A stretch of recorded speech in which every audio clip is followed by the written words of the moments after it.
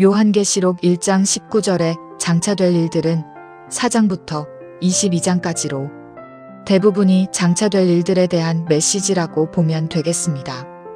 장차라는 것은 과거 2세기, 3세기 사람들도 그 당시를 말세라 생각하고 요한계시록을 그 당시 상황 속에서 해석했을 것이고 18세기, 19세기 사람들도 주님의 재림이 가까이 왔다고 해석했을 겁니다.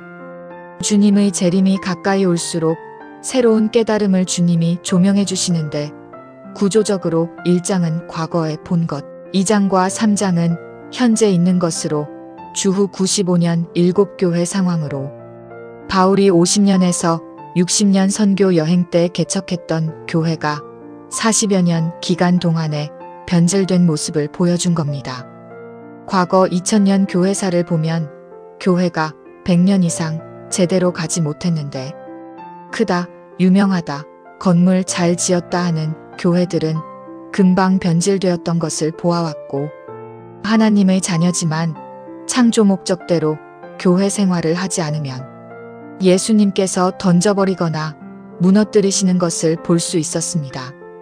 예수님께서는 하나님의 자녀들에게 창조 목적 훈련을 시키시기 위해 이 세상에 보내셨기 때문입니다.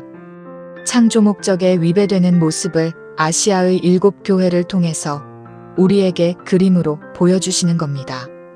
4장부터 장차될 일들은 오늘날 상황과 맞는 메시지들이고 예수님의 재림 전에 나타날 일들을 요한에게 보여주신 것들인데 4장은 삼위 하나님이 계신 보좌입니다.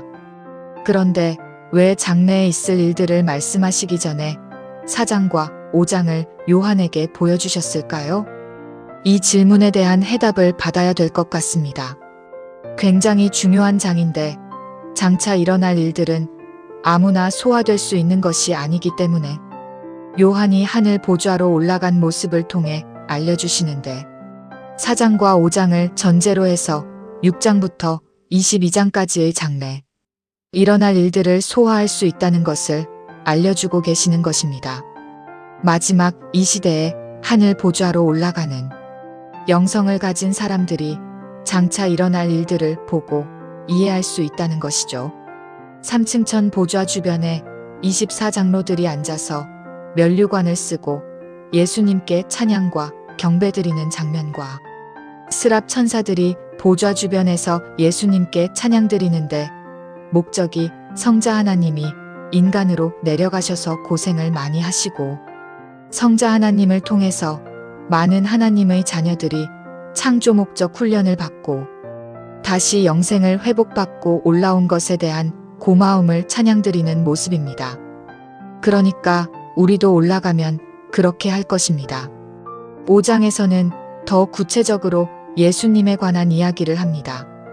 예수님이 7인으로 봉인이 되어 있는 작은 책 한 권을 들고 계신 겁니다. 이 책에 인을 떼실 분이 누군가 요한이 질문을 던지니까 예수님이 어린 양의 모습으로 요한에게 보여주시는다.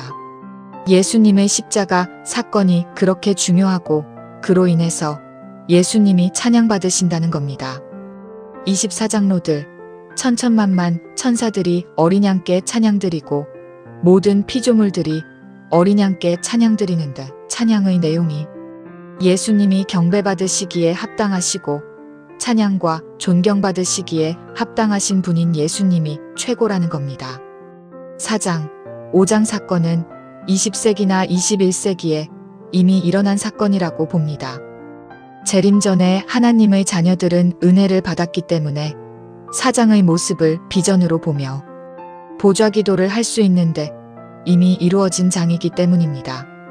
이것을 시각화하면 엄청난 주님의 기쁨이 있을 것입니다. 지금 이 순간에도 스랍 천사들이 예수님께 찬양과 경배를 드리고 24장로들이 면류관을 쓰고 엎드려 경배드리고 만물이 오실 예수님을 향해서 경배드리는구나. 그 모습을 매일 순간순간 시각화하는 사람은 복 있는 사람입니다.